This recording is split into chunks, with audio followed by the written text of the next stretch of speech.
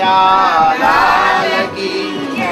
Shri Dwarka mummy તમે હમણાં નીચે લઈને આવશો. શ્રી ગોવર્ધન નાથ કી જય. મમ્મી તું પાછળ જ રહેજે. હા હું મમ્મીની સાથે.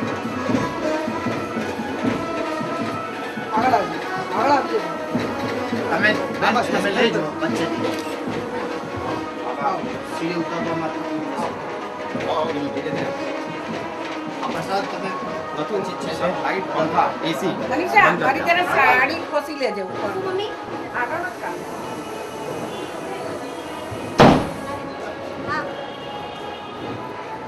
તુષાર મામા પાછળ પાછળ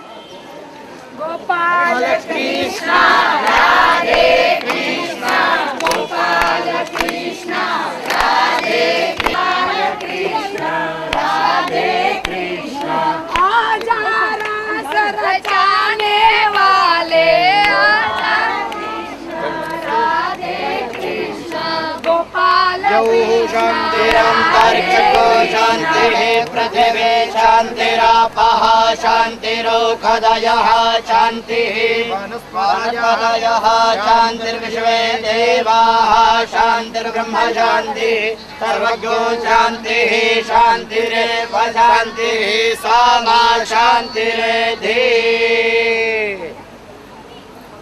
श्री कृष्ण शरणं मम श्री कृष्ण शरणं मम श्री कृष्ण शरणं मम जय श्री कृष्ण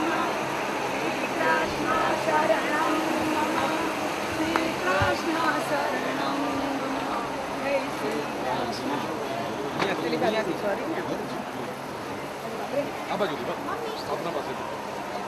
અહીંયા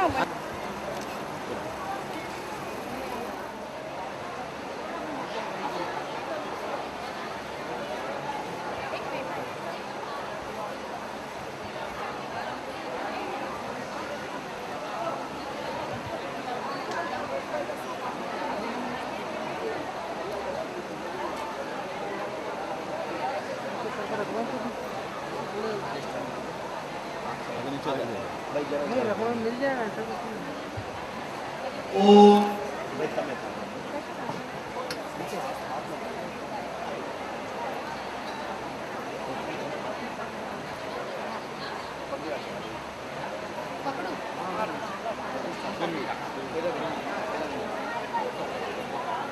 मनोतु त्रिदुःखदामाजस्य बृहस्पतिर्नमिमन्तनोद्वरिष्ठन्दजगो समिमन्दधातु विश्वे देवास इह बाधयन्तागो प्रतिष्ठा। श्रीमद्भागवतपुराणपुरुषोत्तमाय नमः। सुप्रतिष्ठिताः वरदाः भवताम्।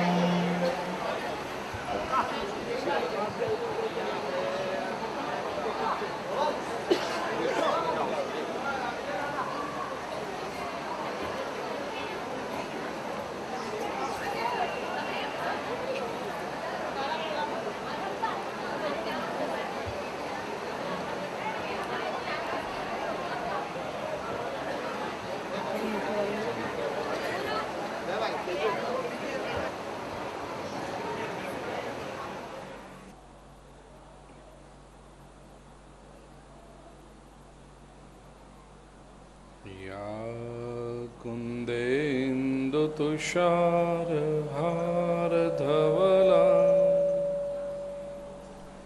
या शुभ्रवस्त्रावृता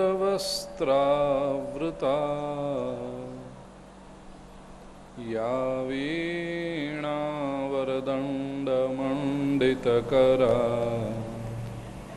યા શ્વેતપદ્માસના. કથાની શરૂઆતમાં પોથીયાત્રા ગ્રંથ પ્રત્યે વ્યક્ત કરવામાં આવતો આદર છે.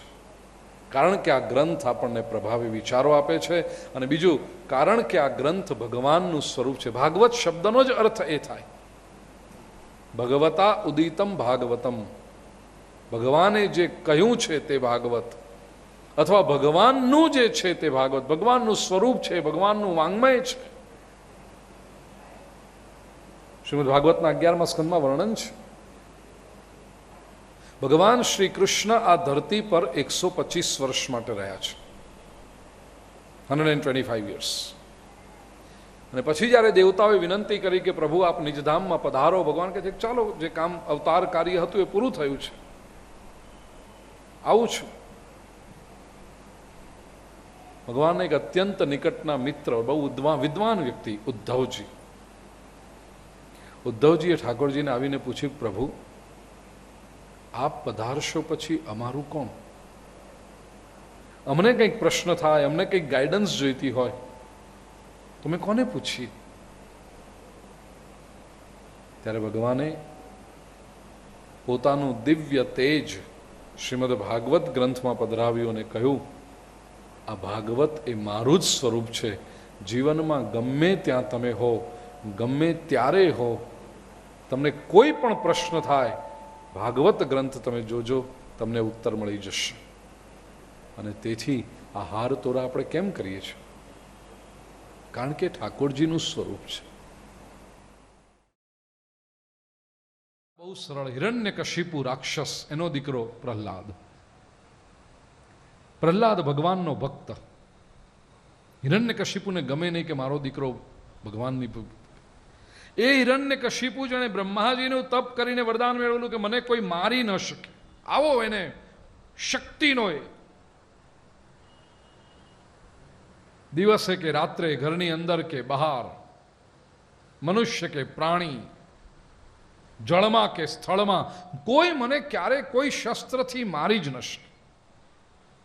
અને તપશ્ચર્યા કરી એટલે બ્રહ્માજીએ વરદાન આપ્યું તો ઓકે, નહીં મરે તો જે ક્યારેય મરવાનો નથી, આવું વરદાન એને પ્રાપ્ત છે. પછી રાક્ષસ જ થાય ને, હતો જ રાક્ષસ. એનો દીકરો ભગવાનની ભક્તિ કરે, ગમ્યું ને. શંડામર્કને બોલાવ્યા, ટીચરોને બોલાવીને કહ્યું ટ્યુશન રાખવાનું, શું કરવાનું છે, શું શીખવાડીએ? તો કે શું શીખવાડે મારે જોવું નથી, ભગવાનને ભૂલાવી દો બસ. તમને શીખવાડવા માટે નથી રાખ્યા, ભૂલાવવા માટે રાખ્યા છે. એવું આનું બ્રેઇન વોશિંગ કરો કે ભગવાનનું સ્મરણ કરે જ નહીં. શંડામર્ક પોતાની સ્કૂલમાં લઈ ગયા ને, 2 વર્ષ થયા. હિરણ્યકશિપુને એમ કે 2 વર્ષથી ભણવા મોકલ્યો છે ને, હવે ભગવાનને ભૂલી ગયો હશે. 2 વર્ષ પછી પ્રહલાદ ઘરે આવ્યો. હિરણ્યકશિપુએ ખોળામાં બેસાડીને પૂછ્યું, બેટા બોલતો તું આ 2 વર્ષમાં શું શીખ્યો? પ્રહલાદ કહે છે, પિતાજી 9 રીતે વિષ્ણુની ભક્તિ થઈ શકે છે. શ્રવણં કીર્તનમ વિષ્ણુ, સ્મરણમ પાદસેવનમ, અર્ચનમ વંદનમ દાસ્યમ, સખ્યમાત્મનિવેદનમ. 9 રીતે વિષ્ણુની ભક્તિ થઈ છે. હિરણ્યકશિપુ તો જે ક્રોધે ભરાયો છે, મારી નાખીશ. પ્રયત્નો શરૂ કર્યા મારવાના. ઊંચા પહાડ પરથી ફેંકે, પ્રહલાદ ઝાડપાનમાં ઝીલાઈ જાય. હાથીના પગ નીચે કોચડવાની કોશિશ કરે, હાથી પ્રહલાદ ઉપર પગ જ ન મૂકે. ભોજનમાં ઝેર આપવાનો પ્રયાસ કરે, પ્રહલાદને અસર ન થાય. વૈશાખ સુદ 14નો દિવસ નક્કી કર્યો. નગરની બહાર મોટો મંડપ બંધાવ્યો, વચ્ચે ધાતુનો થાંભલો અગ્નિથી તપાવ્યો. જર જર જર જર જર અગ્નિ ઝરે. આખા નગરના લોકોને બોલાવી લીધા કે આજે બાપ દીકરા વચ્ચે ફેંસલો થવાનો છે, આવી જજો. હિરણ્યકશિપુએ પોતાનું સિંહાસન રાખ્યું, સામે પ્રહલાદનું આસન. અને કયું બોલ પ્રહલાદ, તું જે વિષ્ણુ વિષ્ણુ વિષ્ણુ વિષ્ણુ કરે છે, કોણ છે તારો વિષ્ણુ? ક્યાં છે તારો વિષ્ણુ? પુરવાર કરી દે, અને આજે જો તું પુરવાર નહીં કરી આવે તો આ તલવારને તારું માથું તને ખતમ કરીશ. બોલ, ક્યાં છે તારો વિષ્ણુ? પ્રહલાદ કહે છે, પિતાજી, વિશ્વના અણુ અણુમાં વસે છે મારો વિષ્ણુ. અત્ર તત્ર સર્વત્ર વ્યાપ્ત છે મારો ભગવાન. કણ કણ में बैठा है मेरा ईश्वर. એમ ગોળ ગોળ વાત કરીશ તો નહીં ચાલે. સ્પષ્ટ ભાષામાં બોલ, ક્યાં છે તારો ભગવાન? પૂર્વમાં છે? હા પિતાજી. પશ્ચિમમાં? હા. ઉત્તરમાં? હા પિતાજી, મારો ભગવાન ઉત્તર. દક્ષિણમાં? ઉપર? હા. નીચે? આ થાંભલામાં છે તારો ભગવાન? હા પિતાજી, મને તો આ સ્તંભમાં પણ મારો ભગવાન દેખાય છે. એમ? અરે આ થાંભલો તો મેં ધાતુનો બનાવ્યો છે, આટલા દિવસથી અગ્નિથી તપાવ્યો છે. જર જર જર અગ્નિ જરે લાલ ચોળ થઈ ગયો, દેખાતો નથી. એની અંદર તારો ભગવાન ક્યાંથી બેઠો હશે, ને બેઠો હશે તો બળીને રાખ થઈ ગયો છે. જોઉં છું તને આજે કેવી રીતે બચાવે છે. 20 મણ એટલે 400 કિલોની ગદા ઉપાડીને હિરણ્યકશિપુ સિંહાસન પરથી કૂદ્યો. જોઉં છું તારો ભગવાન આજે કેવી રીતે બચાવે છે. ગદાને જોર જોરથી હવામાં ગુમાવી અને સ્તંભ ઉપર પ્રહાર કર્યો. ધડામ! કઈ ન થયું. બિલકુલ શાંતિ છવાઈ ગઈ મંડપમાં. હિરણ્યકશિપુએ ચારે તરફ દ્રષ્ટિ કરી. ફરીથી ગદા લીધી, હવામાં ઘુમાવી અને સ્તંભ ઉપર પ્રહાર કર્યો. ધડામ! કઈ નથી. સભામાં 3 પ્રકારના લોકો હતા. એક, હિરણ્યકશિપુ, જેને ખાતરી હતી ભગવાન જેવું કશું હોય જ નહીં, પ્રગટ ક્યાંથી થાય. 2, પ્રજાજનો. અત્યાર સુધી ખબર નહોતી ભગવાન વિશે, પણ પ્રહલાદની વાતો સાંભળીને એમ લાગ્યું હતું કે ભગવાન જેવું કંઈક હોવું જોઈએ, પણ સંશય હતો, એ પ્રગટ થાય, એ દેખાય ભગવાન.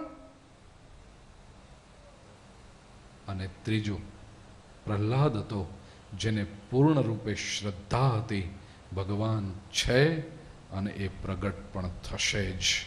પ્રહલાદ કહે છે, પ્રભુ, મારે માટે નહીં પણ આ નગરવાસીઓને માટે એમની શ્રદ્ધા દ્રઢ થાય એટલા માટે કૃપા કરો. પ્રભુ, દર્શન દેવો, પ્રગટ થાવ. હિરણ્યકશિપુ કહે છે, અરે થાંભલાને હાથ શું જોડે છે?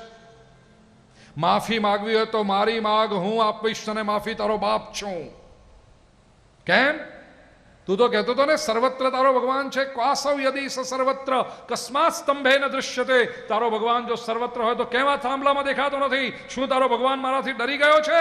કહી દે તારા ભગવાનને જો હોય તો આજે પ્રગટ થઈ જાય. ગદા ઉપાડી હવામાં ગુમાવી અને જોર જોરથી ગુમાવીને સ્તંભ ઉપર જ્યાં હિરણ્યકશિપુએ ત્રીજો પ્રહાર કર્યો, ધડામ પ્રહાર થતાની સાથે સ્તંભ ફાટ્યો અને અંદરથી ગુરુ ગુરુ ગુરુ ગુરુ નાદ કરતા ભગવાન પ્રગટ થયા. બોલીએ શ્રી નૃસિંહ નારાયણ દેવ. એક ક્ષણ માટે હિરણ્યકશિપુ ચોંકી ગયો. આ શું થયું? 2 ડગલા પાછળ હટ્યો છે. ખ્યાલ આવી ગયો ને માણસ હોશિયાર હતો. ખબર પડી ગઈ કે નૃસિંહ પ્રગટ થયા, ભગવાન પ્રગટ થયા છે, વિષ્ણુના અવતાર. તલવાર ઉપાડીને મારવા જા ગયો. એક તણખલું ઉપાડતા એવી રીતે ભગવાને એને ઉપાડ્યો છે. ઘસડીને મંડપના ઉમરા સુધી લઈ ગયા, ખોળામાં નાખ્યો છે. હિરણ્યકશિપુ થરથર થરથર થરથર કાંપવા લાગ્યો. તમે મને મારી નહીં શકો, મારી પાસે બ્રહ્માજીનું વરદાન છે. ભગવાન કે શું વરદાન છે? બોલ. જળમાં કે સ્થળમાં? ભગવાન કે છે, તું નથી જળમાં, નથી સ્થળમાં, તું છે મારા ખોળામાં. આગળ બોલ. ઘરની અંદર કે બહાર? ભગવાન કે જો આપણે નથી અંદર, નથી બહાર, આપણે બરાબર ઉમરામાં છીએ. આગળ બોલ. દિવસે કે રાત્રે? ભગવાન કે જો સમય નથી દિવસ નથી રાત, બરાબર સંધ્યાનો સમય. આગળ બોલ. મનુષ્ય કે પ્રાણી? ભગવાન કે જો મારું સ્વરૂપ. શરીર નર જેવું, મસ્તક સિંહ જેવું, નૃસિંહ સ્વરૂપે પ્રભુ પ્રગટ થયા છે. અને હિરણ્યકશિપુ કહે છે, મને કોઈ શસ્ત્રથી નહીં મારી શકાય. ભગવાન કહે છે, હું કોઈ શસ્ત્રનો ઉપયોગ કરવાનો જ નથી. વિકરાળ નખ હતા, જ્યાં નખ જોયા અત્યાર સુધી લાખો લોકોને મોતને ઘાટ ઉતારનારો હિરણ્યકશિપુ જીવનમાં પહેલી વખત પોતાના મોતથી ડર્યો છે. ચીરી નાખ્યો એને. આક્રોશનો અવતાર, આવેશનો અવતાર, રક્તનો છંટકાવ થયો. ભગવાન ઓર સ્વરૂપ ભયંકર થઈ ગયું છે. રાક્ષસો બધા મારવા માટે આવ્યા, અગ્નિની અંદર પડીને તણખલા બળીને નાશ પામી તે બધા રાક્ષસો નાશ પામવા માંડ્યા. એ વખતે બ્રહ્માજી, શંકરજી, બધા દેવો, ઋષિમુનિઓ પ્રગટ થયા અને ભગવાનની સ્તુતિ કરી છે. નતોસ્મ્યનંતા યદુરંત શક્તયે વિચિત્ર વીર્યાય પવિત્ર કર્મણે વિશ્વસ્ય સર્ગ સ્થિતિ સંયમાન ગુણૈ સ્વલીલયા સંદધતે વ્યયાત્મને. સ્તુતિ કરી, ભગવાનનો ક્રોધ શાંત થયો. પ્રહલાદને ખોળામાં બેસાડીને કહ્યું, બેટા વરદાન માગ. પ્રહલાદ કે પ્રભુ આપ પ્રગટ થયા, બસ હવે વરદાન. અરે માગ બેટા વરદાન. ના પ્રભુ, અરે માગ. પ્રભુ આપ પ્રગટ થયા, મારી રક્ષા કરી, હવે બીજું શું? અરે માગ બેટા, મારું આવ્યું સફળ થાય એટલા માટે તું માગ. પ્રહલાદ કહે છે, પ્રભુ આટલો બધો આગ્રહ રાખો છો, એક વાત માગી લઉં, મારા પિતાજીને મુક્તિ આપી દે. જે બાપે જીવનભર ત્રાસ આપ્યો હતો એ બાપની મુક્તિ માગી રહ્યો છે પ્રહલાદ. ભગવાને કહ્યું, બેટા તારા માટે નથી જોઈતું કંઈ? ના પ્રભુ, મારા તો સત્કર્મ એવા કરીશ ને કે મુક્તિ થશે જ. મુક્તિ ભીખ માગીને નથી જોઈતી. હું જો હાથ ફેલાવું તો તારી ખુદાઈ દૂર નથી, પણ હું માગું અને તું આપે એ વાત મને મંજૂર નથી. મુક્તિ તો મારા સત્કર્મથી થશે. ભગવાને કહ્યું, તથાસ્તુ. હિરણ્યકશિપુને મુક્તિ આપી. આ થઈ પ્રહલાદની કથા. વિપરીત સંજોગોમાં પણ, કેમ કહું છું કે આદર્શ છે યુવા પેઢીનો પ્રહલાદને, બિલકુલ વિપરીત સંજોગો. બાપ રાક્ષસ, ભગવાનનું નામ લેતો વિરોધ કરે એવો બાપ. એવા આ પ્રહલાદે તપશ્ચર્યા કરી, પ્રભુને પ્રસન્ન કર્યા, રક્ષા કરી ભગવાને એની. એટલું જ નહીં, એ ત્રાસ આપનાર પિતાની મુક્તિ કરાવી તે પ્રહલાદ. જય હો શ્રીમન નારાયણ નારાયણ નારાયણ શ્રીમન નારાયણ નારાયણ. બોલીએ શ્રી નરસિંહ ભગવાન કી જય.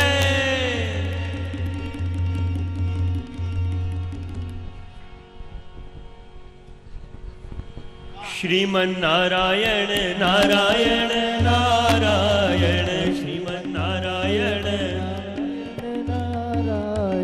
શ્રીમન નારાયણ નારાયણ નારાયણ શ્રીમન નારાયણ નારાયણ નારાયણ. જય હો નરસિંહ નારાયણ નારાયણ નારાયણ નરસિંહ નારાયણ નારાયણ નારાયણ નરસિંહ નારાયણ નારાયણ નારાયણ નરસિંહ નારાયણ નારાયણ નારાયણ નરસિંહ નારાયણ નારાયણ નારાયણ. નારાયણ દેવ કી જય. પ્રહલાદ વૈભવ, પ્રહલાદ વૈભવ રેશમવાળા, નરસિંહ ગૌરવ, હિરણ્યકશિપુ યશ અને ડાયરેક્ટર ધરમદીપ.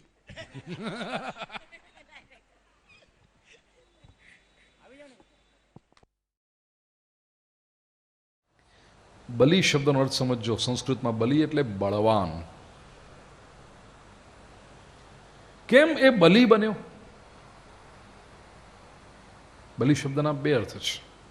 એક બલિ એટલે બલવાન, મહાબલી, આપણે હનુમાનને કહીએ છીએ ને મહાબળવાન. અને બલિ શબ્દનો બીજો અર્થ છે જેની આહુતિ અપાય. નથી કહેતા આપણે બલિનો બકરો, એટલે જે कुर्बान થઈ જાય તે બલિ. बलि के पास ये दो गुण हैं, एक वो बलवान है और दूसरा वो कुर्बान होने को तैयार है. बलवान એટલા માટે કે એણે શક્તિ સંપાદન કર્યું, અને કુરબાન શેના માટે? બલિ દૈત્ય છે એટલે ભગવાનમાં તો માને નહીં, તો પછી કુરબાન ગુરુ પ્રત્યેની એની નિષ્ઠા છે. આપ દેખના, બલિ ભગવાનની પૂજા નથી કરતો કારણ કે દૈત્ય છે, તો શક્તિ સંપાદન કેવી રીતે કર્યું? એ ગુરુને માને છે. શાસ્ત્રનું અધ્યયન કરો. બલિને શુક્રાચાર્ય પ્રત્યે અત્યંત આદર છે. ભાગવતજીમાં પણ લખ્યું છે કે પોતાના ગુરુના માર્ગદર્શનમાં બલિએ પ્રગતિ કરી છે. એ દો છે.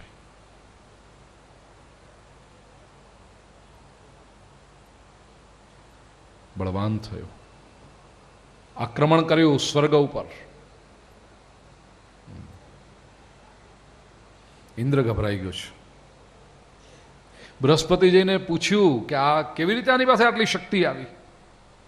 બૃહસ્પતિજી કહે છે તમારી પાસે પણ શક્તિ હતી, તમે જીત્યા હતા, પણ તમે રંગ રાગને ભોગ વિલાસ કરવા માંડ્યા. ત્યારે આણે ગુરુના માર્ગદર્શનથી શક્તિ સંપાદન કર્યું છે. અત્યારે એનો સમય બળવાન છે. તું પણ દેવોને શક્તિ સંપન્ન કર. ઇન્દ્ર બધા દેવોને લઈ ગુપ્ત વેશે સ્વર્ગની બહાર ચાલ્યો ગયો. સ્વર્ગ ઉપર બલિનું શાસન સ્થપાયું. દેવોની બધી સંપત્તિ બલિ પાસે આવી ગઈ. સ્વર્ગમાં કોઈ દેવો રહ્યા નહીં, માત્ર દેવોની માતા અને દેવોની પત્નીઓ અને નાના નાના બાળકો રહ્યા છે. દેવોની માતા અદિતિજી બહુ ઉદાસ, બહુ ખિન્ન. કશ્યપ ઋષિ એક વખત આવીને પૂછ્યું અદિતિજીને કે તમે કેમ આટલા ઉદાસ છો, કેમ ખિન્ન છો? ત્યારે અદિતિ કહે છે કે જે માના દીકરાઓ દુઃખી હોય એ માં પોતે સુખી કઈ રીતે થઈ શકે? માનું સુખ પોતાનામાં નથી હોતું, માનું સુખ એના સંતાનોમાં હોય છે. મારા દીકરાઓ ક્યાં ભટકતા હશે? એમની બધી સંપત્તિ જતી રહી છે. મારા દીકરાઓની સંપત્તિ પાછી કેવી રીતે મળે? આ પ્રશ્ન પૂછ્યો. કશ્યપ ઋષિએ અદિતિજીને પયોવ્રતનું સૂચન કર્યું. માં અદિતિએ પયોવ્રત કર્યું. એના પ્રભાવથી ભાદ્રપદ માસ શુક્લ પક્ષ દ્વાદશીનો દિવસ વિજયા દ્વાદશી કહેવાય. બરાબર મધ્યાહ્નના સમયે પરમાત્માએ માં અદિતિની સન્મુખ અવતાર ધારણ કર્યો. બોલીએ શ્રી વામન નારાયણ દેવ કી. માં અદિતિજીએ વામનજીની સ્તુતિ કરી. પુસ્તકમાં આપણી પાસે એ સ્તુતિ છે, અનુષ્ઠાન તરીકે બહુ મહત્વની સ્તુતિ. 60મા પાને 30મો શ્લોક. પરિવારમાં જો નાના બાળકો હોય, ખાસ કરીને 7 વર્ષથી નાની ઉંમરના, અને આપ જો ઈચ્છતા હો કે આ બાળક સંસ્કારી થાય, પરિવારના બધા વડીલો સવારે નાહી ધોઈ ભગવાનની સેવા પૂજા કરી અને પછી આ બાળકને ખોળામાં બેસાડી ભગવાનને પ્રાર્થના કરે, પ્રભુ અમારું આ બાળક સંસ્કારી થાય. આ શ્લોક બોલીને જો પ્રાર્થના કરશો, બાળક ખૂબ પ્રભાવિત થશે.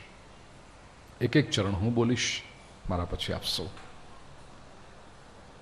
યજ્ઞેશ યજ્ઞ પુરુષાચ્યુત તીર્થપાદ. यज्ञेश यज्ञ पुरुषाच्युत तीर्थपादा. तीर्थश्रव श्रवण मंगल नामधेय. तीर्थश्रव श्रवण मंगल नामधेया. आपन्नलोक वृजिनोपशमोदयाद्य. आपन्नलोकवृजिनोपशमोदयाद्या. शन्नः कृधीश भगवन्नसि दीननाथ. शन्नः कृधीश भगवन्नसि दीननाथ. સ્તુતિ કરી છે.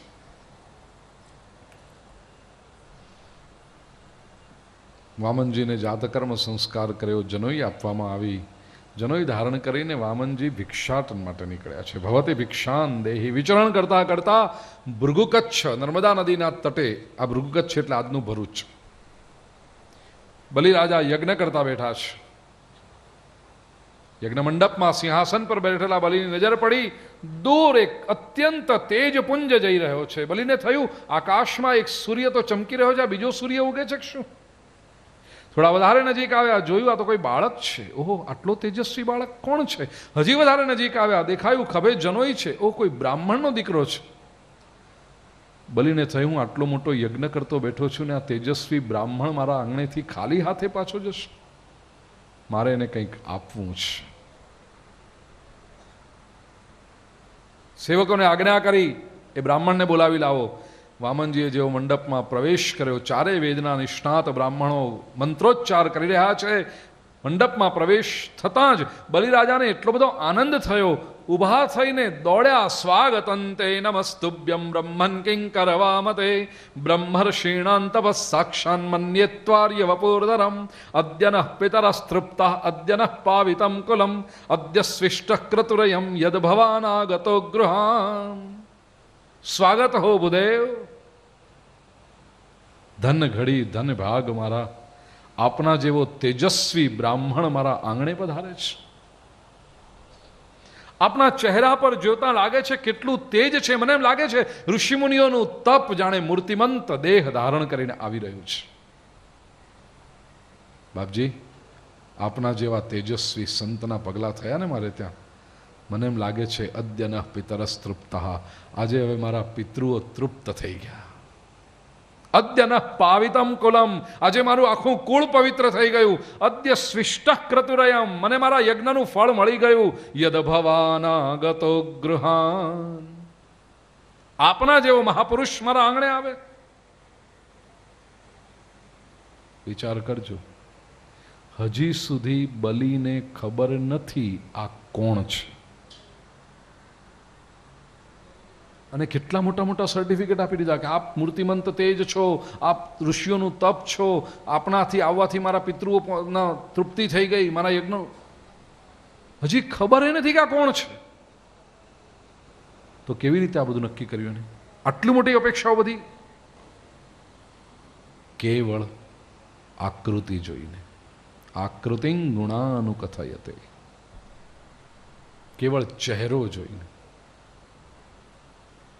તેથી માણસ કંઈ બહુ રૂપાળો હોય એ જરૂરી નથી. જેવો હશે એવો, એના ચહેરા પર નહીં ભાવ, એની આંખો જોઈ અને ખબર પડે કે આ વ્યક્તિ કેટલો સાત્વિક છે. પછી નામ પૂછીને શું કરવું છે? એનો ચહેરો કહી આપે છે કેટલો સાત્વિક છે.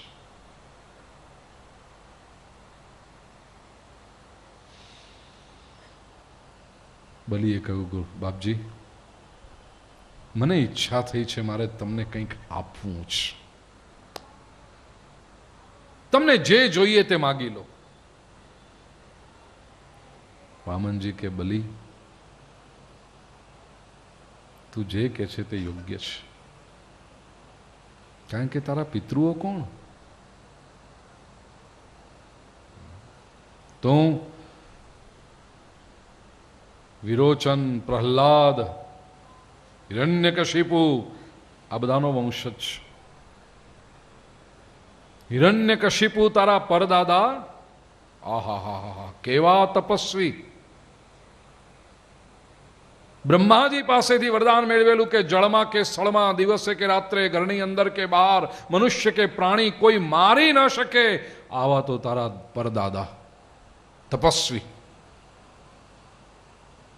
પ્રહલાદ, જેના માટે ભગવાન સ્તંભ ફાડીને પ્રગટ થયા, એવી ભક્તિ જેણે કરી એ પ્રહલાદ તારા દાદા થાય. વિરોચન જેવા પરાક્રમી તારા પિતા. બલી જોઈ રે, આવડો નાનો બાળક છે, મારા પરદાદાને ઓળખે છે. આ કેવું બોલે છે? બહુ આનંદ થયો. હો બાપજી, તમે તો ખૂબ જ્ઞાની છો, મારી આખી પેઢીઓને ઓળખો છો. મનમાં કે હું જ આવ્યો તો ને હિરણ્યકશિપુને પહોંચાડવા.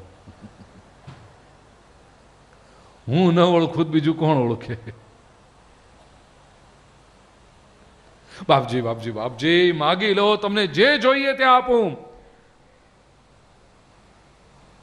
વામનજીએ કહ્યું, પદાની ત્રીણી દૈત્યેન્દ્ર સંમિતાની પદા મમ.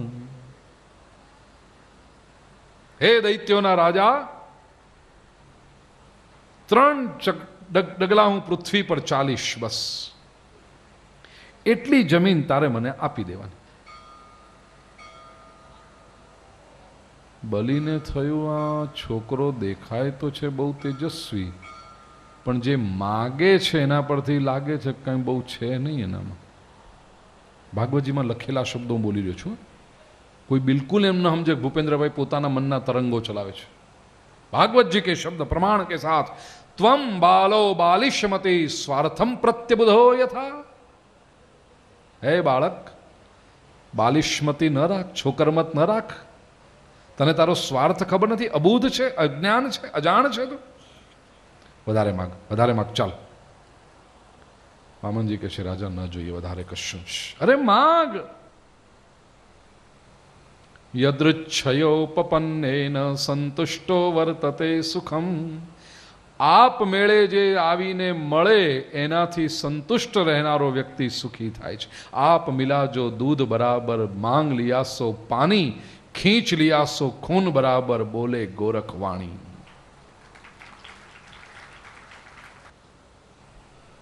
વામનજી કે જો રાજા, હું તો મારા માર્ગે જતો તો, મેં કંઈ તારી પાસે માગ્યું નથી. તે મને સામેથી બોલાવીને કહ્યું કે જે જોઈએ માગી લો. મને 3 ડગલા પૃથ્વી જોઈએ, એનાથી વધારે મને કંઈ જોઈએ નહીં. આપવું હોય તો આપ, નહીંતર હું આ ચાલ્યો. અરે નહીં નહીં બાળક, હજી તું નાનો છે, તને ખબર ના પડે. મોટા થશો, લગ્ન થશે, સંસાર, બધી જવાબદારીઓ આવશે. 3 ડગલા પૃથ્વીથી કાંઈ ન થાય. ખબર છે હું કોણ છું? દાનવેન્દ્ર બલિ. અને દાનવીર તરીકેની મારી પ્રશંસા છે. મારા આંગણે એક જણ કોઈ વખત માગવા આવે ત્યારે હું એને એટલું આપું કે એને ફરીથી ક્યારેય બીજાની પાસે હાથ લાંબો કરવો જ ન પડે. માગી લો વધારે, જે જોઈએ તે આપી લઈશ. વામન કે છે બાળક, રાજા 3 ડગલા પૃથ્વી બસ, એથી વિશેષ કશું નહીં. છેવટે બલિ કહ્યું, રે માગ માગ, જોઈએ તો 300 ગામ માગી લે, આપી દઈશ, તારી જિંદગી નીકળી જશે. માગ, મારા જેવો દેનારો નહીં મળે. વામનજીએ ધીરેથી કોઈ એકવાર હા પાડને, પછી મારા જેવો લેનારોય નહીં મળે. તું હા પાડ માત્ર. બલિના ગુરુ શુક્રાચાર્યને થયું કે આ બ્રાહ્મણ કંઈક જુદો છે. મારા રાજા દાનવીર છે, કર્મકાંડો કરે છે, આટલા મોટા મોટા યજ્ઞો કરાવે છે, એટલે ઘણા બ્રાહ્મણો એની પાસે આવે છે. પણ એ બધા આજે આ આપજો, કાલે પેલું આપજો, અહીંયા આ મૂકો, ત્યાં પેલું મૂકો, નાનું આમ કરો ને પેલાનું પેલું કરો ને. આ એક બ્રાહ્મણ એવો છે જે માગતો જ નથી. માગતો નથી પોતે એટલું નહીં, આ મારો રાજા કહે છે કે તું વધારે માગતો એ ના પાડે છે. આખી વિશિષ્ટ બ્રાહ્મણ છે. ધ્યાન ધરીને જોયું, શુક્રાચાર્ય ખબર પડી, બલિનો હાથ પકડીને લઈ ગયા. રાજા ના પાડજે, આ વિષ્ણુનો અવતાર છે. અત્યારે વામન તરીકે આવ્યો છે, વિરાટ થશે, 3 ડગલામાં તારી બધી સંપત્તિ લઈ લેશે ને તને પાતાળમાં, નરકમાં મોકલશે. ના પાડી દે. બલિ કે ગુરુદેવ, મારાથી કેવી રીતે ના પડાય? એ માગવા નહોતા આવ્યા, મેં આમંત્રણ આપીને એમને બોલાવ્યા છે. અને હવે હું ના પાડું, એક બ્રાહ્મણને દુઃખી કરું, પાપ લાગે. અને એ પાપની સજા ભોગવવા માટે મારે નરકમાં જવું પડે. નરક તો નક્કી થઈ ગયું છે. ગુરુદેવ, તમે કહો છો કે આપીશ તો નરકમાં જવું પડશે, અને મને ચોખ્ખું દેખાય છે કે નહીં આપું તો એ નરકમાં જ જવું પડશે. આપીશ તો દાનનું પુણ્યની પોટલું બાંધીને હું સ્વર્ગ નરકમાં જઈશ, અને નહીં આપું તો પાપની સજા ભોગવવા માટે નરકમાં જઈશ. હવે નરક તો નક્કી થયું, ડેસ્ટિનેશન નક્કી થઈ ગયું, મારે રૂટ જ પસંદ કરવાનો છે. તો પછી ગુનામાં આવીને પાપ ભોગવવા માટે, સજા ભોગવવા માટે નરકમાં જાઉં, એના કરતાં તો દાનનું પુણ્ય લઈને નરકમાં ન જાઉં. અને બલિ કહે છે, ગુરુદેવ, આખી દુનિયાને જે નિરંતર આપતો બેઠો છે, આ દુનિયાનો ધણી મારી સામે હાથ ફેલાવીને ઊભો રહે એવું સદભાગ્ય મળે ક્યારે? મેં તો દૂંગા અવશ્ય.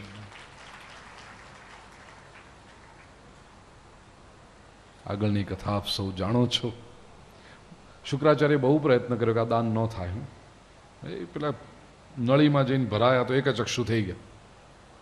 આપણે યાદ રાખજો, આપણે સત્કર્મ કરવા બેઠા હોઈએ ને, આપણે તો સરસમાં સરસ રીતે કરીએ કે ભાઈ સારામાં સારી રીતે કરવું છે, ભગવાન માટે સારું કામ કરવાનો આપણને ક્યારે મોકો મળે. પણ એ વખતે આજુબાજુમાં કોઈક શુક્રાચાર્ય ગોઠવાઈ જાય કે નહીં કરતા, નહીં આટલું બધું નહીં કરતા, આટલું બધું જરૂર ઓછું કરો ને, કાપી નાખો ને, થોડુંક ઓછું કરો, આમ નહીં કરો ચાલશે, આમ નહીં કરો ચાલશે, રહેવા દો ને, આમ કરો.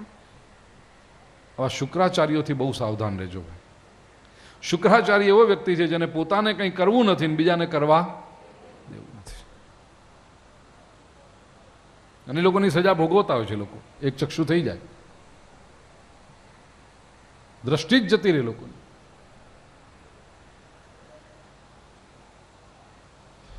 વિંધ્યાચલી રાણીએ પદ પ્રક્ષાલન કર્યા છે. વામનજી વિરાટ થવા માંડ્યા. 2 ચરણમાં તો બધું જ લઈ લીધું. 3જું ચરણ મૂકવાની જગ્યા નથી રહી. દૈત્યો બધા આવ્યા. અરે મારો મારો, વિષ્ણુનો અવતાર છે આ તો, મારો. બલિએ બધાને અટકાવીને કહ્યું, ભાઈઓ અત્યાર સુધી આપણે પ્રભુને ઓળખી ન શક્યા, હવે તો ઓળખીએ. ભગવાન પૂછે છે, બલિ 3જું ચરણ ક્યાં મૂકું?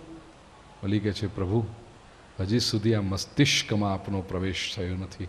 બસ એક જ કૃપા કરો નાથ, બુદ્ધિમાં જો પ્રવેશ થઈ જાય ને આપનો તો હંમેશને માટે શાંતિ. પ્રભુ બુદ્ધિમાં આપ નથી, તેથી તો અમે દૈત્ય કહેવાયા. બાકી આપનો ને મારો બાપ તો એક જ, કશ્યપ આદિત્ય ને, અદિતિના પુત્ર. પણ બુદ્ધિમાં આપ નહીં. છે 9મા સ્કંદના 10મા અધ્યાયમાં રઘુનાથ ગાથા વર્ણવી. ખટ્વાંગાદ દીર્ઘબાહુશ્ચ રઘુસ્તસ્માત પૃથુશ્રવા અજસ્તતો મહારાજસ્તસ્માદ દશરથો ભવત તસ્યાપી ભગવાનેશ સાક્ષાત બ્રહ્મમયો હરિ અંશાંશેન ચતુર્ધાગાત પુત્રત્વં પ્રાર્થિતઃ સુરૈઃ રામલક્ષ્મણ ભરત શત્રુઘ્ના ઇતિ સંજ્ઞયા. સરયુ નદી ભક્તિનું પ્રતીક, અયોધ્યા શાંતિનું પ્રતીક. યુદ્ધમ અશક્ય અયોધ્યા. ભક્તિના કિનારે રહો તો શાંતિ થાય.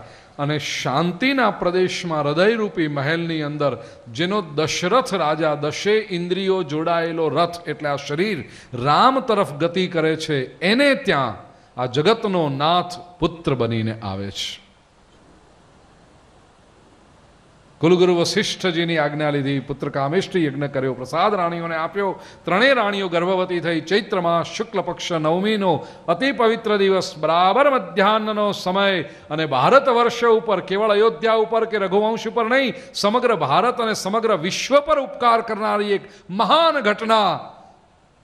સાત્વિકતાને કુખે બરાબર મધ્યાહનના સમયે જ્યારે ભક્તિ મધ્યાહન પર પહોંચી હોય, લોકોનો ઉત્સાહ જ્યારે ટોચ પર પહોંચ્યો હોય, એ વખતે જગત પર ઉપકાર કરવાને માટે પરમાત્માએ એમાં કૌશલ્યાની સન્મુખ અવતાર ધારણ કર્યો. બોલીએ શ્રી રામચંદ્ર ભગવાન કી. શ્રી 7 દિવસની ભાગવત કથામાં સૌથી અઘરો સમય હવે આવે છે. એનું કારણ 9 દિવસ સુધી રામકથાનું વર્ણન કરીએ અને છતાં એમ લાગે કે હજી શ્રી રામચંદ્રજીને દર્શન નથી કરી શક્યા બરાબર. રામજી એવા છે પરાક્રમમાં કે એક વખત જેને મારવા માટે ધનુષ્ય લીધું પછી એક જ બાણ જોઈએ, બીજું બાણની જરૂર ન પડે. મહત્વની વાત છે, રામો દ્વેર નાભિભાષતે. રામ 2 વખત ન બોલે, એક જ બોલ દિયા સો હો ગયે. ચાલો એક નાનકડી ઘટના. વિભીષણ જ્યારે આવ્યા રાવણને છોડી, લંકાને છોડીને પ્રભુ શ્રી રામચંદ્રજીના શરણે, શરૂઆતમાં તો વાનરોએ પકડી લીધા કે એ દુશ્મનનો ભાઈ છે. વિભીષણ કહે છે, હું તો પ્રભુના શરણે આવ્યો છું, નથિંગ ડુઈંગ. પ્રશ્ન થયો કે એને લેવો કે નહીં, સ્વીકાર કરવો કે નહીં વિભીષણનો. બધાએ કહ્યું કે નહીં, હમણાં તો નહીં, હમણાં તો રાક્ષસો બધા માયાવી, એનો દાવ હોય આવી રીતનો. યુદ્ધ કરવાની તૈયારીઓ આપણે કરી રહ્યા છીએ અને એ વખતે દુશ્મનના ભાઈને જો આપણે સાથે રાખીએ, જાસૂસી કરવા આવ્યો હોય તો રખાય જ નહીં, આવું પગલું ભરાય જ નહીં.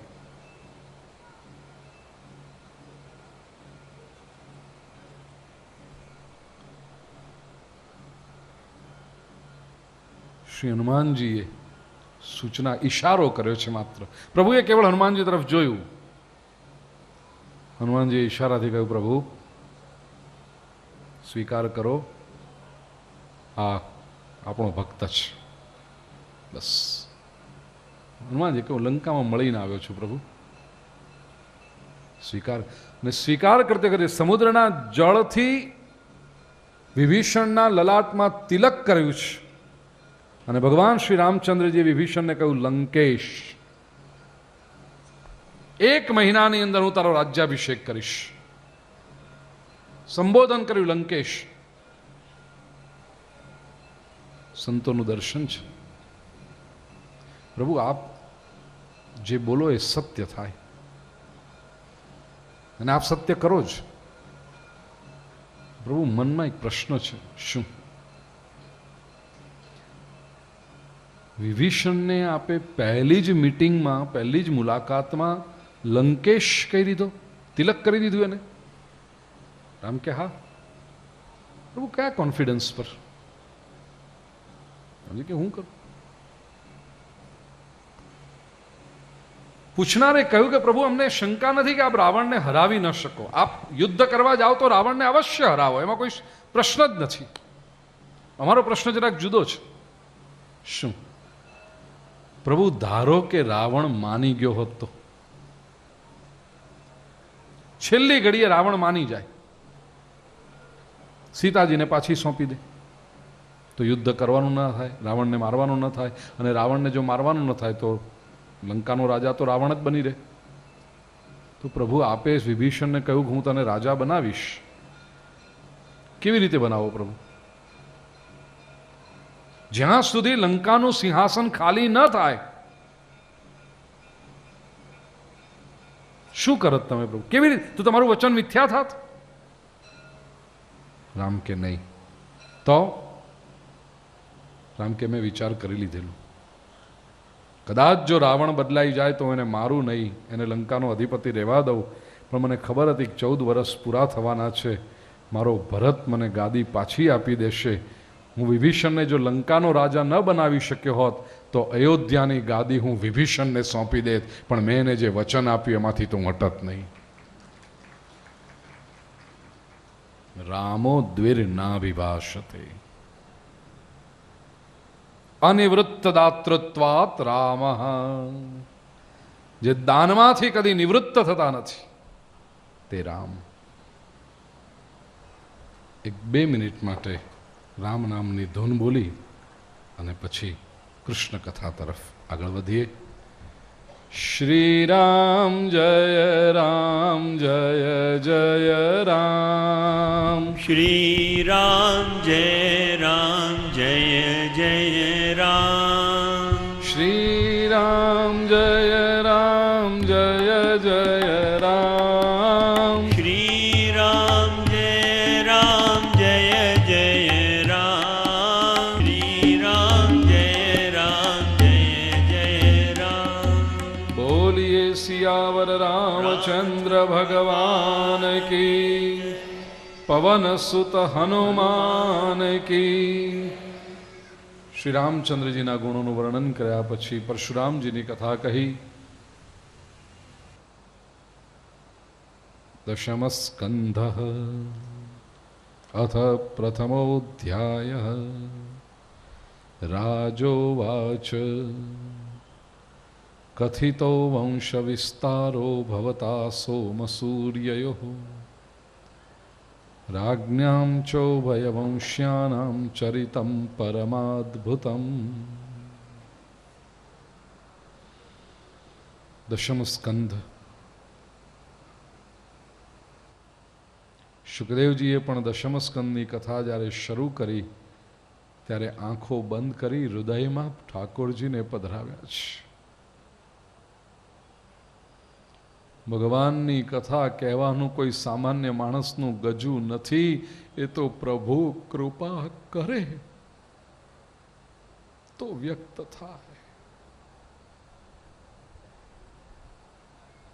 સાક્ષાત ઠાકોરજી આવી શુકદેવજીના હૃદયમાં બિરાજ્યા છે અને દશમ સ્કંદની કથાનો આરંભ થયો છે. કંસે દેવકી વસુદેવના લગ્ન કરાવ્યા. કંસ અહંકારનું પ્રતીક, વસુદેવજી વિશુદ્ધ જ્ઞાનનું પ્રતીક. સત્વમ વિશુદ્ધમ વસુદેવ શબ્દિતમ. અને દેવકી બ્રહ્મ વિદ્યાનું પ્રતીક. કૃષ્ણોપનિષદમાં કહ્યું દેવકી બ્રહ્મ વિદ્યા સા યા દેવૈરુપગીયતે. વિશુદ્ધ અંતઃકરણ અને બ્રહ્મ વિદ્યા એકરૂપ થાય ત્યારે પરમાત્મા પ્રગટ થતા હોય છે. પણ એમાં એક વિઘ્ન અહંકાર નડે છે. જીવન રથના સારથી તરીકે કંસ બેસે. અહંકાર જ્યારે બેસે નક્કી રાખજો દુઃખ આવશે. જેવી કંસે લગામ લીધી રથની આકાશવાણી થઈ, અસ્યાસ્ત્વામષ્ટમો ગર્ભો હંતાયામ વહસે બુધા. હે મૂર્ખ કંસ, તું તારી બહેનને આટલા ઉત્સાહથી પરણાવી રહ્યો છે, પણ તને ખબર છે આ દેવકીનો 8મો ગર્ભ તારો કાળ છે. આકાશવાણી સાંભળી કંસને ક્રોધ આવ્યો છે. રથમાંથી નીચે કૂદ્યો, દેવકીનો ચોટલો પકડી ઝાલી તલવારથી મારવા તૈયાર થયો. વસુદેવજીએ વચ્ચે પડીને અટકાવ્યો. કંસ આ શું કરે છે? બેનને કોઈ દી મરાય નહીં. કોઈ પણ સ્ત્રી ઉપર હાથ ન ઉપાડાય ને જેના લગ્ન હમણાં થયા છે, ન્યૂલી મેરિડ, એ સ્ત્રીને તો કદી ન મરાય. દેવકીને મારીશ એટલે શું તું અમર થઈ જઈશ? અને મેં આકાશવાણી સાંભળી, દેવકી તારો કાળ નથી, દેવકીનો 8મો ગર્ભ તારો કાળ છે. જેટલા બાળકોનો જન્મ થશે તને લાવીને આપીશ. બસ કંસ. કંસને વાત યોગ્ય લાગી. દેવકી વસુદેવને મુક્ત કર્યા છે. ગૃહસ્થાશ્રમની શરૂઆત થઈ. પ્રથમ બાળકનો જન્મ થયો. વસુદેવજી એને લઈને કંસ પાસે આવ્યા. કંસને થયું આ વસુદેવજી પાપથી કેટલા ડરે છે. મને તો ખ્યાલ નહોતો કે એમને બાળકનો જન્મ થયો. એ સામેથી લઈ આવ્યા છે પોતાના બાળકને મરાવવા માટે. હું શું કામ આટલો ક્રૂર થાઉં? વસુદેવજીને કહ્યું આ તો પહેલો બાળક છે, આને તમે લઈ જાઓ. 8મો બાળક હોય એને મારા માટે લઈ આવજો, હું એને મારીશ. હરખાતા હરખાતા વસુદેવજી દેવકી પાસે ગયા. નારદજી આવીને કંસને ઉશ્કેર્યો છે. કોઈ પણ માણસ દુષ્ટ હોય અને સાથે બુદ્ધિમાન હોય ત્યારે બહુ ભયંકર કોમ્બિનેશન થઈ જાય. બહુ બુદ્ધિશાળી માણસ જ્યારે દુષ્ટ થાય ને તો એનાથી આખા સમાજને હેરાન થવું પડે. નાનો મોટો માણસ કોઈ મૂર્ખામી કરે તો એ પોતે ભોગવે. બુદ્ધિશાળી મનુષ્ય જ્યારે દુષ્ટતા કરે આખા સમાજને ભોગવવું પડે છે. ત્યારે નારદજી જેવા સંતો આવી બહુ ઉપકાર કરે સમાજ ઉપર. આ બુદ્ધિશાળીની બુદ્ધિને ફેરવી નાખી. નારદજીએ કંસની બુદ્ધિને ફેરવી નાખી. કહ્યું, કંસ, પ્રત્યેક યાદવ તારો દુશ્મન છે. દુશ્મન હશે કે નહીં એ તો એ વખતની સોશિયો પોલિટિકલ કન્ડિશનમાં આપણને ખબર પડે છે. પણ એક વાત નારદજીએ ચોક્કસ કરી, કંસના કામ હવે એવા થવા માંડ્યા કે યદુવંશ આખો એનું વિરુદ્ધ થવા માંડ્યો. યાદવોને આમેય કંસ ગમતો નહોતો, કારણ કે સરમુખત્યાર બનીને બેઠો હતો. પણ હવે કંસ ક્રૂરતા ભરે આચરણ કરવા લાગ્યો. દેવકીના એક પછી એક બાળકોની હત્યા કરવા લાગ્યો. 6 બાળકોને માર્યા. 7મા ગર્ભને પરમાત્માની આજ્ઞાથી યોગમાયાએ વસુદેવજીના બીજા પત્ની રોહિણીજી, જે નંદ બાવાના ગોકુળમાં વસતા હતા, એના ગર્ભમાં પધરાવ્યા. અહીંયા મથુરામાં લોકોએ કંસ ઉપર ફિટકાર વરસાવ્યો. અરે ક્રૂર કંસ, તને તારા મોતનો આટલો ભય લાગે છે કે બહેનનો 7મો ગર્ભ તે પડાવી નાખે. પણ એ 7મો ગર્ભ આગળ જતા થયા બલરામજી. 8મો ગર્ભ પરમાત્મા સ્વયં. પ્રભુ જ્યારથી ગર્ભમાં આવ્યા દેવકીજીનું રૂપ બદલાઈ ગયું. ધુમાડા પાછળથી અગ્નિ કેવો દેખાય એવા દેવકીજી દેખાય છે. કંસને થયું દેવકી આવી તો ક્યારેય નહોતી લાગતી. 8મો ગર્ભ છે, મારો કાળ. અત્યારે જો હું દેવકીને મારી નાખું તો ન બજે રહેગા બાંસ, ન બજેગી બાંસુરી. બુદ્ધિશાળી હતો, એને વિચાર આવો આવ્યો, પણ સાથે અહંકારી હતો. એને થયું જોઉં તો ખરો મારો કાળ છે કોણ? જન્મે કે તરત તો હું મારી નાખવાનો છું. 6 બાળકોને મેં મારી નાખ્યા છે. 7મો ગર્ભ પડી ગયો છે. આને જન્મે એટલે તરત મારીશ. ઇતિહાસમાં સુવર્ણાક્ષરે મારું નામ લખાશે કે મોત બધાને મારે પણ એક થયો રાજા કંસ, જેણે પોતાના મોતને માર્યું છે. અહંકારીઓ આમાં જ રહી જાય ભાઈ. નામ લખાય, મારું નામ લખાય, મારું નામ લખાય. પ્રસૂતિ ગૃહની આસપાસ પહેરેદારોને ગોઠવી દીધા છે. કંસ પોતાના કાળની પ્રતીક્ષા કરવા લાગ્યો. અને એ લોકોને કહી દીધું પહેરેદારોને કે જેવો બાળકનો જન્મ થાય કે તરત આવીને મને સમાચાર આપજો. આ તરફ દેવતાઓએ આવીને દેવકી માતાના ગર્ભની સ્તુતિ કરી છે. કેવી વાત જુઓ, મોટે ભાગે દુનિયામાં ગર્ભની નિંદા થાય છે. અહીંયા પરમાત્મા ગર્ભમાં પધાર્યા છે ત્યારે એની સ્તુતિ થઈ છે. સત્યવ્રતમ સત્યપરમ ત્રિસત્યમ સત્યસ્ય યોનિનિહિतं ચ સત્યે સત્યસ્ય સત્યમૃત સત્યનેત્રમ સત્યાત્મકં ત્વાં શરણં પ્રપન્નઃ. એક શ્લોકમાં અનેક વખત સત્ય શબ્દનો ઉચ્ચાર કરી સુખદેવજી પુનઃ એકદા સાવધાન કરે છે કે આ જે પધારી રહ્યો છે માત્ર દેવકી વસુદેવનો દીકરો નથી, નંદ યશોદાનો લાલો નથી, એ પરમ સત્ય છે. It's the supreme truth and ultimate reality is being incarnated.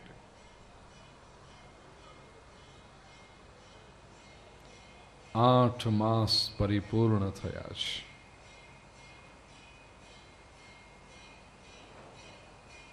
પરમાત્માના પ્રાગટ્યની મંગલ વેળા આવી પહોંચી છે. અથ સર્વગુણોપેત કાલ પરમશોભન.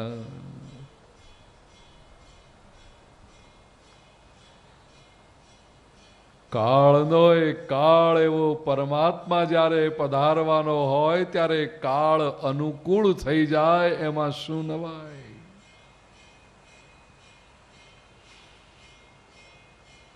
બ્રહ્માજીનું રોહિણી નક્ષત્ર છે. શ્રાવણ માસ કૃષ્ણ પક્ષ અષ્ટમી અને બુધવાર. રાત્રિનો સમય. આકાશમાં તારાઓનો પ્રકાશ ચમકી રહ્યો છે. તાત્વિક દ્રષ્ટિએ જોઈએ તો જ્ઞાનનો પ્રકાશ. નદીઓના જળ સ્વચ્છ થયા છે. નદી એટલે ભક્તિનું પ્રતીક. સ્વચ્છ ભક્તિ જ્યારે સમાજમાં ઘેર ઘેર આંગણે આંગણે પહોંચે. જલધારાઓમાં કમળની શોભા થઈ છે. કમળનો એક નિયમ છે, સૂર્યોદય વખતે ખીલે, સૂર્યાસ્ત વખતે બિડાય. આજે પરમાત્મા પધારવાના છે. મધ્યરાત્રિએ પણ કમળ ખીલ્યા છે. તાત્વિક દ્રષ્ટિએ કહું, આ કમળ એ ભક્તોના હૃદય કમળ છે. ભમરાઓનો ગુંજારવ શરૂ થયો છે. હરિભક્તો દ્વારા ભગવદ નામ જપ થઈ રહ્યો છે.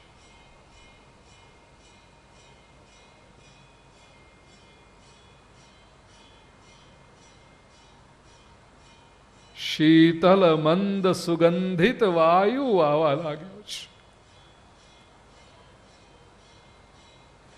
ત્રણ વિશેષણ વાપર્યા વાયુ માટે: શીતલ, મંદ, સુગંધિત. વાયુને જ્યારે ખબર પડી કે પૂર્ણ પરબ્રહ્મ બ્રજમાં પ્રગટ થઈ રહ્યો છે ત્યારે વાયુ દોડ્યો.